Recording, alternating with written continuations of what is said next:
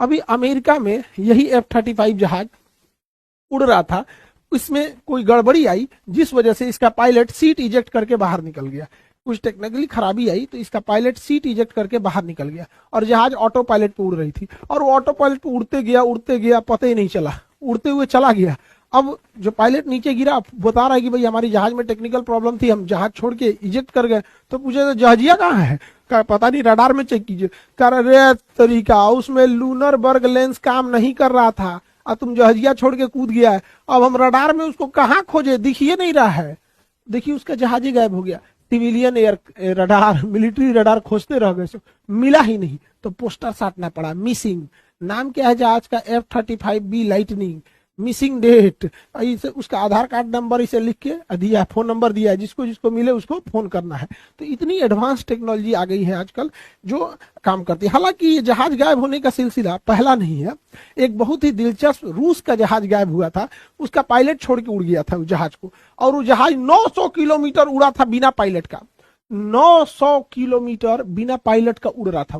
Pilot कूद गया था सीट इजेक्ट करके, टेक्निकल खराबी आई थी, कूदने के बाद जहाजिया ठीक हो गया। यहाँ पे देखिए 4 जुलाई 1989 को रूस का एक एयरफोर्स स्टेशन था, एक बेस था जिसका नाम था बैगीज एयरबेस। तो बैगीज एयरबेस पर रूस के जहाज तैनात थे। वो रूटीन प्रैक्टिस के तहत उसको उस दिन कर्नल निकोलाई उड़ा रहे थे। जहाज जो था मिग 23M था, इसे कर्नल निकोलाई उड़ा रहे थे। इसमें एक लोगों की बैठने की कैपेसिटी होती है, एक ही क्रू होता है, एक ही आदमी इसे उड़ाता है। जब ये टेक ऑफ किए जहाज को लेके तो नॉर्मल टेक ऑफ हुआ, लेकिन टेक ऑफ करने के थोड़ी ही देर बाद इन्हें इंजन में पावर कम फील होने लगा। इन्हें लगा कि इंजन उतना पावर नहीं दे रहा है।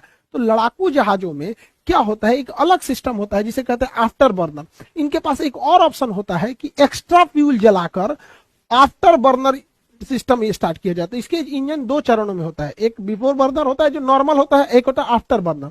तो नॉर्मल बर्नर में कम पावर मिलते रहता है जितना चाहिए उसको, और आफ्टर बर्नर अगर लगा देगा तो उसमें और ज्यादा फ्यूल जाएगा और पावर प्रोड्यूस करेगा, इससे फ्यूल खाएगा बहुत ज्यादा। इसलिए अमूमन जहाज आफ्टर बर्नर का यूज इमरजेंसी में करते हैं कि अगर फटाक से टेक ऑफ करना है या दुश्मन के एरिया से भागना है या किसी एयरक्राफ्ट कैरियर से उड़ना है तो आफ्टर बर्नर का यूज करते हैं।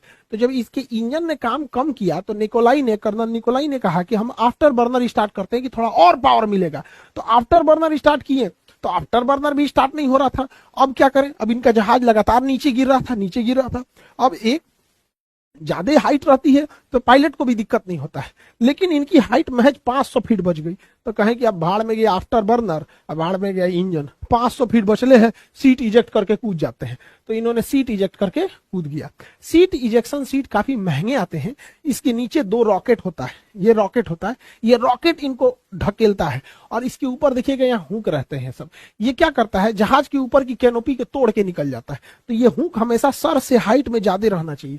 ये हाइट में, ये खोपड़ी यहाँ है तो ये यहाँ तक रहता है, ये कैनोपी को तोड़ देता है। जहाज के ऊपर के गिलास को हम कैनोपी कहते हैं, शीशा का रहता है, कैनोपी को तोड़ देता है।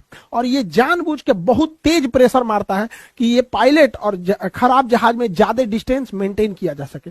और ये रॉकेट इसलिए भी दिया जाता है कि कई बार जहाज शुरुआत में ही टेक ऑफ करने के दौरान ही इंजन उसका फेल कर जाता है, तो उस समय भी अगर पायलट सीट इजेक्ट करता है तो ये रॉकेट इतनी ऊंचाई दे देता है कि पैराशूट वहां से खुल सके और पैराशूट से वो सेफ लैंड कर सके। बिना रॉकेट का कूदेगा तो हो सकता है कि जहाज के बिना रॉकेट का ऐसे छलांग लगाएगा तो हो सकता है इतना तेज में जहाज आता है कि जहाज का विंग सी से काट दे। तो इन्होंने सीट इजेक्ट करके कूद गए और कहे कि अब जा ससुरा, तूने ऑटो पायलट पे लगा के छोड़ दिए कि कहीं ना कहीं तो गिरबे करेगा यहाँ पे। और जैसे कूदे नहीं निकोलाई, एक इंजन स्टार्ट हो गया, इंजन ससुरा का स्टार्ट हो गया और चलने लगा, यहाँ से उड़ने लगा यहाँ पे। अब रूस जब ये कूदा तो रूस के रडार ने देखा कि ये भैया ये तो कूद गया यहाँ पे। निकोलाई कूद गए, इसका बर्नर स्टार्ट हो गया, ये इंजन स्टार्ट हो गया और ये जल्द देखते देखते रूस की सीमा को छोड़ के चला गया और रूस के रडार से ये गायब हो गया। लेकिन रूस वालों को पता था कि भैया ये कूदा है, इंजन में खराबी थी, इंजन ठीक हो गया। इससे पूछा गया क्या हुआ, था कहा कि जैसे कूदे इंजन में चालू हो गया। यहाँ पे हम तो पूरा कोशिश किए बचाएं, लेकिन गिरते गया 500 फीट बचल था, तो अब उतना से अंदर तो कूद ही जाना होता है। कूद गया, अब ये जहाज भाग गया पश्चिम दिशा में और देखते देखते ये हेल गया पोलैंड को, पोलैंड पार कर गया। पोलैंड जब पार किया तो पोलैंड के बाद रूस से निकला यहाँ पे पोलैंड, पूरा देश पोलैंड पार कर गया, जर्मनी पार कर गया। जर्मनी उस समय दो भाग में बटा था, पूर्वी जर्मनी और पश्चिमी जर्मनी। पश्चिमी जर्मनी में जब प्रवेश किया तो पश्चिमी जर्मनी में उस समय अमेरिका का एक एयरबेस था जिसका नाम था सोएस्टरबर्ग एयरबेस। तो सोएस्टरबर्ग एयरबेस पे अमेरिका के F-15 जहाज तैनात थे। उन जहाजों ने इसे देखा कि सोच रही कहां से आ रहा है, तो इन जहाजों ने उसका पीछा किया और पीछा करके कहा या बैला रोक रोक, बैला रोक दे जहाज। ये रोकिए नहीं रहा, तो इन्होंने कहा कि मार के गिराओ, बैला को मार के गिरा दो। तो चारों ओर से घेरे, तो कह के जा एमे तो बैला है, ये नहीं है। वो सब कैसे, दिस इज घोस्ट प्लेन। अंग्रेज सब ना सीबीएसई वाला भूत को घोस्ट बोलता है, सब घोस्ट, दोस्त नहीं ghost. This is ghost plane, ghost plane, इसमें तो कोई है ये नहीं है। अब उस सबका हालत खराब हो गई, अरे भाई साहब ये उड़ के आ कैसे रहा है।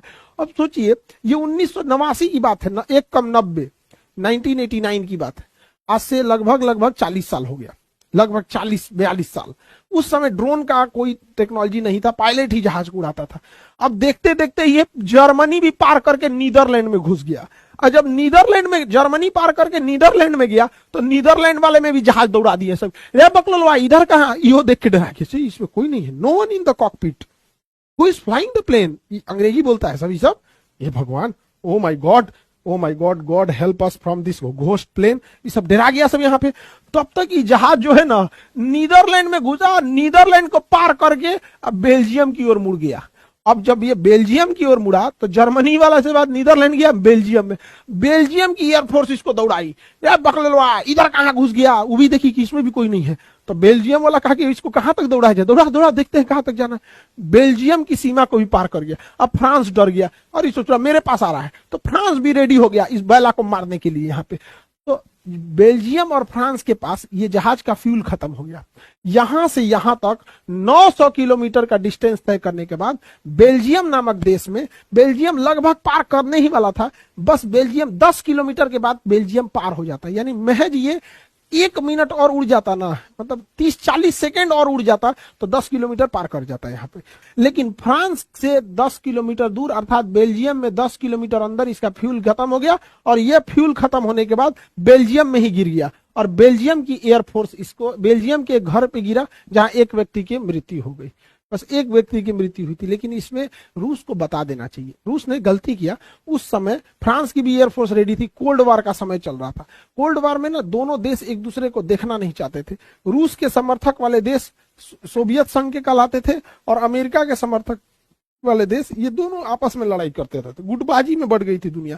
हालांकि उस समय रूस का उस समय नाम सोवियत संघ था। उसके 2 साल बाद रूस 15 देशों में टूट गया, अर्थात सोवियत संघ 15 देशों में टूट गया था। Estonia, Latvia, Lithuania, Belarus, Ukraine, Moldova, Georgia, Armenia, Azerbaijan, Kazakhstan, Kyrgyzstan, Tajikistan, Turkmenistan, Uzbekistan, रूस, 15 देशों में उस समय यूएसएसआर टूट गया, ठीक उससे 2 साल बाद यहाँ पर।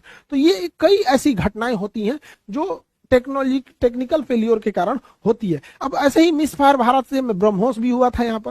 हालांकि मिसफायर था कि क्या था, हमारे ब्रह्मोस का तो टेस्टिंग भी हो गया उसी बहाने। तो कई बार ऐसी टेक्निकल ग्लिचेज आ जाती हैं यहाँ पर। तो ये साइंस जैसे जैसे आगे बढ़ेगा तो उसके कुछ डीमेरिट्स भी होते हैं। 100% भरोसा नहीं कर सकते हैं टेक्नोलॉजी के और साइंस के ऊपर।